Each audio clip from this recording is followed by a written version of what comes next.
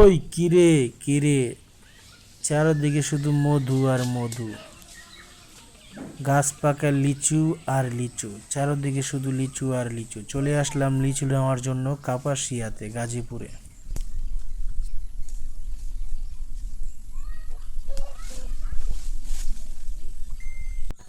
আসসালামু আলাইকুম। তো প্রিয় দর্শক, তো আজকে চলে আসলাম আমরা গাজীপুর কাপাসিয়াতে লিচু নেওয়ার জন্য, লিচু বাগানে। তো প্রতি বছরই আমরা আসি, তো এবছর আসতে একটু লেট করে ফেলছি, তাই বেশি একটা লিচু নাই।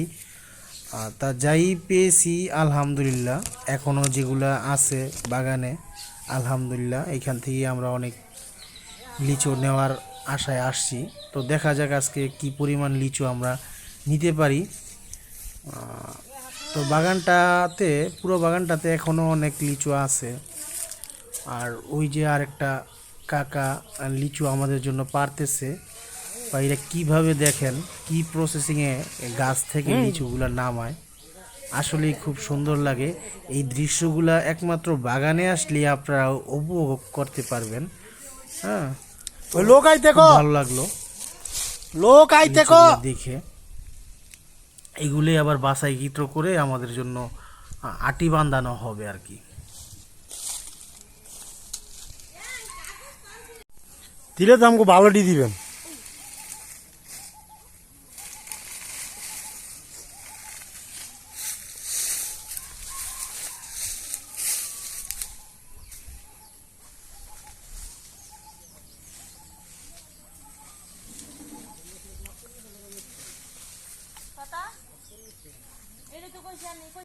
এদিকে জ্যৈষ্ঠের প্রথম সপ্তাহে রৌদ্রের কি তাপ!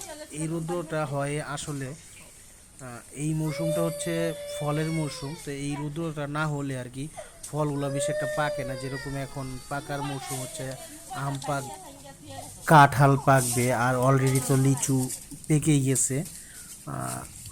প্রতি বাজারে বাজারে লিচু এখন পাওয়া যায় সচরাচর। তো এই রৌদ্রটা আসলে খুব ভালো, আবার একটু মন্দ সাইডও আছে। যেরকম একটা বাতাসও, মানে একটা গাছের পাতাও নড়ে না। প্রচুর গরম লাগতেছে আজকে, দেখতেই পারতেছেন কোনো গাছের পাতা লড়ে না। তো গাছের পাতা যদি না লড়ে, বাতাস কীভাবে হবে বলেন? এমন লিচু যাই হোক, হইছে এমন মাশাআল্লাহ। থোকায় থোকায় লিচু দেখে কার না ভালো লাগবে বলেন? হ্যাঁ, দেখুন কি সুন্দর মশালা দিলে লিচু একবারে মাটির সাথে লেগে গেছে। আসলেই চমৎকার লাগতেছে। আপনাদের কাছে কীরকম লাগে জানি না, বাগানে আসলে এরকমই দেখা যায়। যাই হোক বন্ধুরা, পুরো বাগানটা ঘুরে ঘুরে দেখলাম, আর আমাদের এদিকে লিচু সংগ্রহ করা শেষ। আমরা এখন চলে যাব। তো ভিডিওটি যদি ভালো লাগে অবশ্যই লাইক, কমেন্ট, শেয়ার করে পাশে থাকবেন। আজকের মতো বিদায় নিলাম, আল্লাহ হাফেজ।